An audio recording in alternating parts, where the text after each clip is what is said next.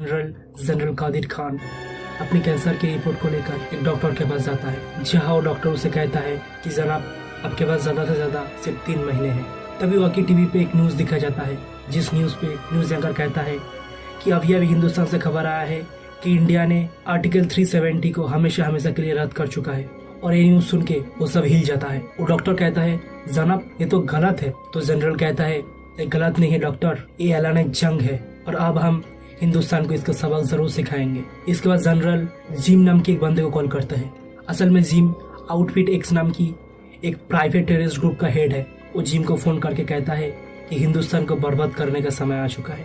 इसके बाद scene shift होता है न्यू दिल्ली के जोकर के हेड ऑफिस पे, जहाँ वहाँ के एक एम्प्लॉय अपने टीवी स्क्रीन में रूबिका मोहसिन नाम की एक लड़की को देखते हैं। वो देखते ही अपनी चीफ को बुलाते हैं और चीफ रूबिका की तस्वीर को देखते ही जल्दी से एक प्राइवेट जेट से एक अननोन लोकेशन के लिए निकल जाता है उस एम्प्लॉय के साथ। जहाँ फ्लाइट में जाते हुए उस एम्प्लॉय अपनी चीफ से बात करते हैं कि मैम हम कहाँ जा रहे हैं, क्या हम पठान के पीछे जा रहे हैं। तो मैडम उसे कहता है तुम क्या जानते हो पठान के बारे में, अगर पठान ना होते तो तुम ना होते, मैं ना होती, ये जोकर इंस्टीट्यूट ही ना होता। इसके बाद वो उसे पठान के बैक स्टोरी के बारे में बताते, जहाँ हम देखते पठान भी एक इंडियन सोल्जर था, लेकिन एक एक्सीडेंट के लिए उसे नौकरी से रिटायरमेंट लेना पड़ता। सबको लगा पठान की चैप्टर अब क्लोज हो चुका है, लेकिन पठान ने 4 साल में अपने आप को तैयार किया और इन 4 सालों में लोगों को ढूंढता रहा जो उसकी तरह ही है, जो किसी न किसी कारण के लिए रिटायर हो चुका है, लेकिन उसके अंदर अभी भी देशभक्ति का जज्बा है। और ऐसे ही कुछ एक लोगों की टीम बनाकर वो उसकी चीफ को जोकर के बारे में बताते हैं। जोकर यानी जॉइंट ऑपरेशन कोवर्ट रिसर्च। वो चीफ बिल्कुल इसके खिलाफ था, लेकिन पठान कैसे न कैसे करके कन्विंस कर लेता है और क्रिएट करते हैं जोकर। कुछ दिनों में जोकर को काम करते हुए एक इंटेल मिलता है, जिस इंटेल पे ये मैसेज था कि अगले आने वाले एशियाटिक साइंस कॉन्फ्रेंस जो दुबई में होने वाला है, वहाँ पे इंडिया के ऊपर कुछ हमले का प्लान कर रहा है आउटफिट एक्स। उस कॉन्फ्रेंस में इंडिया की तरफ से इंडिया के प्रेसिडेंट और 2 साइंटिस्ट आने वाले थे। तो कर्नल लूथर सोचते हैं कि शायद ये अटैक इंडिया के प्रेसिडेंट के खिलाफ होने वाला है, तो इसीलिए वो लोग प्रेसिडेंट की सिक्योरिटी और टाइट कर देता है और प्रेसिडेंट के एक दूसरे रास्ते से और वो 2 साइंटिस्ट को एक दूसरे रास्ते से भेज देता है। लेकिन आउटफिट एक्स का प्लान कुछ और ही था। ये इंटेल उन्होंने ही दी थी ताकि इंडिया की पूरी नजर अपने प्रेसिडेंट के ऊपर रहे और वो लोग पीछे से 2 साइंटिस्ट को लेकर भाग जाए। इसके बाद एंट्री होती है जिम की, जो वो 2 साइंटिस्ट के काफिले पे हमला कर देता है और वो 2 साइंटिस्ट को किडनैप कर लेता है।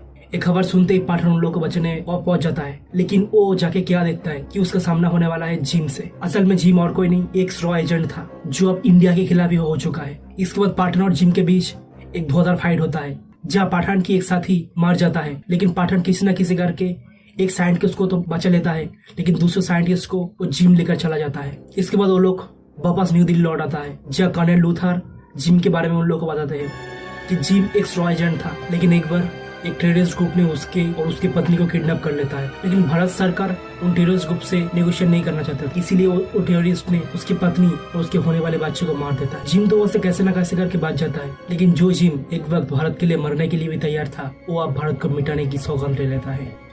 इसके बाद पठान और उसकी टीम इंटरनेट पे आउटफिट एक्स के बारे में और बहुत सारी चीज ढूंढने लगता है, जहाँ उसे एक कोड वर्ड हाथ लगता है जिसका नाम था रक्त बीज। और इन सब की लिंक एक लड़की से था जो था रूबीना मोहसिन, एक पाकिस्तानी डॉक्टर।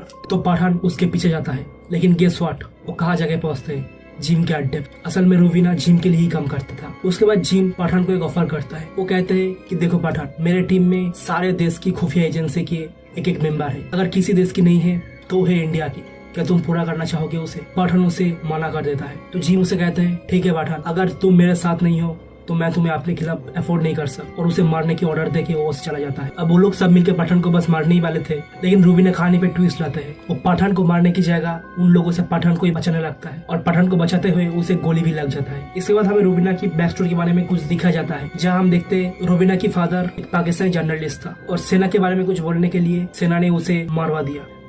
जब रूबीना को होश आता है तो पठान उससे रक्त बीज के बारे में पूछता है। तो रूबीना उसे कहता है रक्त बीज रसिया की एक बिल्डिंग में है और जिम 7 दिन बाद उसका डिलीवरी लेगा। तो यानी हमारे पास रक्त बीज को छुड़ाने के लिए बस 7 दिन ही है। तो लोग रक्त बीज को छुड़ाने के लिए रशिया पहुंचते हैं, जहाँ उसे जगह पता चलता है कि रक्त बीज एक सिक्योर बिल्डिंग के एक सेफ कंटेनर में है और जिसे खोलने के लिए एक ताला और एक चाबी चाहिए। और ये ताला ग्रेगर नाम के एक आदमी के पास और चाबी कैरल नाम की एक औरत के पास है। फिर पठान और रूबिका अपने ऑपरेशन स्टार्ट कर देते हैं, जहाँ रूबिका ग्रेगर को सीड्यूस करके वो ताला लेके आता है और पठान तू है मेरी कैरल एक गाना गा के कैरल से वो चाबी लेके आता है। फिर वो लोग को खोल देता है और वहाँ से रक्त भी चुरा लेता है। लेकिन रूबिका यहाँ पठान को डबल क्रॉस कर देता है और रक्त भी ले लेता है, लेकिन पठान को उस लॉकर में ही लॉक करके चला जाता है। असल में ये सब कुछ जिम का ही प्लान था, रूबिका का पठान को बचाना और पठान के करीब आना, पठान के साथ चोरी करना, ये सब जिम का ही प्लानिंग था। फिर वो लोग पठान को रिकॉग्नाइज करने के लिए पठान को चीफ को बुलाता है, लेकिन पठान का चीफ उसे साफ इनकार कर देता है। फिर वो लोग पठान को लेकर ट्रेन के डिब्बे में चला जाता है और कुछ क्रिमिनल्स को उसे मारने के लिए कहता है। वो लोग सब मिलकर पठान को बस मारने ही वाले थे,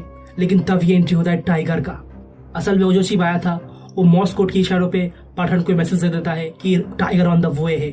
उसके बाद एक एपिक मोमेंट क्रिएट हो जाता है जब टाइगर यानी सलमान खान और पठान यानी शाहरुख खान दोनों मिलके नेक्स्ट लेवल फाइट सीक्वेंस दिखाते हैं। उसके बाद टाइगर जब जाने वाला था तो पठान को कहता है कि मैं एक मिशन पे जा रहा हूँ जहाँ पे शायद मुझे पठान की जरूरत पड़ेगी। इसके बाद सीन शिफ्ट होता है प्रेजेंट डे पे, जहाँ पे वो चीफ उस एम्प्लॉय के साथ पठान की पहुंचता है और उसे जाके रूबिका के बारे में बताते हैं। जब पठान को पता चलता है कि रूबिका इस वक्त पेरिस में है तो रूबिका को ढूंढने के लिए पेरिस पहुंच जाता है, लेकिन उसे पता था कि रूबिका को ऐसे ही उसकी एजेंसी के लोग पकड़ नहीं सकते। वो खुद चाहता था, इसके लिए वो पकड़ा गया है। तो पठान रूबिका को पूछता है क्या कहना है, मुझे जल्दी बता। फिर रूबिका उसे उस रक्त बीज के बारे में बताते हैं। असल में रक्त बीज और कुछ नहीं था, एक स्मॉल पॉक्स की वायरस। तो पठान कहता है स्मॉल पॉक्स की वैक्सीन तो अब दुनिया के हर देश के पास मौजूद है, तो जिन स्मॉल पॉक्स को लेकर क्या करेगा। तो रूबिका कहता है कि जिस साइंटिस्ट को जिम ने किडनैप किया था उस साइंटिस्ट की मदद से उसने स्मॉल पॉक्स को म्यूटेट करके और खतरनाक बना चुका है, और इस म्यूटेटेड स्मॉल पॉक्स की वैक्सीन इंडिया तो क्या पूरी दुनिया के पास भी नहीं है। अब पठान तो रूबिका पर भरोसा नहीं करना चाहता था, लेकिन उसके पास और कोई ऑप्शन भी नहीं था। इसके लिए वो रूबिका के साथ मिलकर जिम की लैब पर हमला कर देता है, जहां वो जाके देखता है कि जिम उस साइंटिस्ट की मदद से उस स्मॉल पॉक्स को म्यूटेट करके तो स्मॉल पॉक्स की खतरनाक म्यूटेट वर्जन बना चुका है और उसे वो एक बॉम्ब क्या कर दे चुका है। फिर पठान की टीम के साथ जिम और उसके लोगों को एक खतरनाक फाइट होता है, जहाँ पठान एक स्मॉल बॉक्स की बॉम्ब को तो सिक्योर कर लेता है, लेकिन दूसरे स्मॉल बॉक्स की बॉम्ब को लेकर जिम वहाँ से फरार हो जाता है। इधर पठान उस दूसरे स्मॉल बॉक्स को बॉम्ब को लेकर इंडिया लौट आता है, जहाँ एक रिसर्च इंस्टीट्यूट में उस बॉम्ब की टेस्टिंग किया जाता था। अब इंडिया के साइंटिस्ट और जोकर के चीफ मिलकर वो मिली हुई म्यूटेटेड स्मॉल बॉक्स को स्टडी करने की कोशिश करते हैं और उसे वैक्सीन बनाने की कोशिश करता है। लेकिन उस स्मॉल बॉक्स की बॉम्ब कुछ इस तरह के डिजाइन किया गया था, उसे खोलते ही स्मॉल पॉक्स वहाँ के सारी इंसानों में फैल जाता है और सारे लोग उसे इन्फेक्टेड हो जाता है। अब अगर वो लोग बाहर निकल गए तो उनसे बाकी लोगों में भी वो स्मॉल पॉक्स फैल सकता था। तो इसीलिए वो लोग एक डिसीजन लेता है कि वो लोग खुदकुशी करके बलिदान देंगे देश के लिए। फिर वो लोग खुशी खुशी देश के लिए शहीद हो जाता है। जिस फैसिलिटी पे ये काम चल रहा था उस फैसिलिटी को भी बॉम्ब से उड़ा दिया जाता है। फिर जिम इंडियन गवर्नमेंट के साथ नेगोशिएशन करता है, जहाँ पे कर्नल लूथर जिम को कहता है जिम तुम एक इंडियन सोल्जर थे, तुम ऐसे कैसे कर सकते हो। तो जिम कहता है yes I was a Indian soldier but now I am a successful Indian businessman. मेरी अगले काइंड तुम भी हो सकते हो, लेकिन फिलहाल कोई और है। तो कर्नल लूथर उससे उसकी डिमांड पूछता है, तो कहते हैं कि कश्मीर से अगले 26 घंटे में सारे मिलिट्री और सारे टैंक को वापस बुला लिया जाए। अगर एक भी मिलिट्री का बंदा कश्मीर में रहा तो उसके पास जो बॉम्ब है उसे इंडिया के किसी भी शहर पे ब्लास्ट कर सकता है। इसके बाद हम देखते हैं जिम उसके खुफिया अड्डे में जनरल कादिर के साथ मिलता है, जहाँ जनरल कादिर उसे उसकी रकम देने वाला था, लेकिन रकम ट्रांसफर करने से पहले एक बंदा जनरल कादिर को वीडियो दिखाता है, जिस वीडियो में दिख रहा था कि अफगानिस्तान पे कोई गांव में बिल्कुल वही सिम्टम दिख रहा है जैसा ये स्मॉल पॉक्स के सिम्टम से होता है। स्मॉल पॉक्स की बॉम्ब भी वहाँ पे है। तो जनरल कादिर अब जिम पे शक करने लगता है। वो उसे पैसा तो नहीं देते बल्कि वो उसको धमकी देने लगता है। अब जिम को कुछ समझ में नहीं आ रहा था, क्योंकि एक बॉम्ब तो ऑलरेडी इंडिया में नष्ट हो चुका है और एक बॉम्ब उसके पास है, तो ये बॉम्ब कैसे आ गया। अब इस सब के बीच जनरल कादिर की धमकी सुन के वो गुस्सा हो जाता है। वो जनरल कादिर की गर्दन पकड़ के कहता है, जनरल सच में लगता है कि मैं पाकिस्तान का दोस्त हूँ या फिर मुझे पैसे से कोई हमदर्दी है। नहीं, मैं इंसानियत के दुश्मन हूँ, और अगर मजा ही लेना है तो दिवाली दिल्ली पे क्यों, दिवाली तो इस्लामाबाद पे ही हो सकता है। फिर वो उसे अपनी आदमी को कोऑर्डिनेट इस्लामाबाद की ओर करने के लिए कहता है। अब ये सारी बात सुन के जनरल कादिर बहुत डर जाता है। वो जिम से माफी मांगता है और पूरा पैसा जिम को ट्रांसफर कर देता है। इसके बाद जिम अपनी एक टीम को भेजता है उस गांव की इंस्पेक्शन करने के लिए, लेकिन ये सब एक ट्रैप था, जो ट्रैप पठान ने क्रिएट किया था। वो उस गांव के सारे लोगों को इन्फेक्टेड होने की एक्टिंग करने के लिए कहता है और एक बॉम्ब की प्रोटोटाइप वहाँ पे रख देता है। जिम के लोग जब वहाँ पे इंस्पेक्शन करने के लिए जाता है तो वो लोग सब पठान के जाल में फंस जाता है।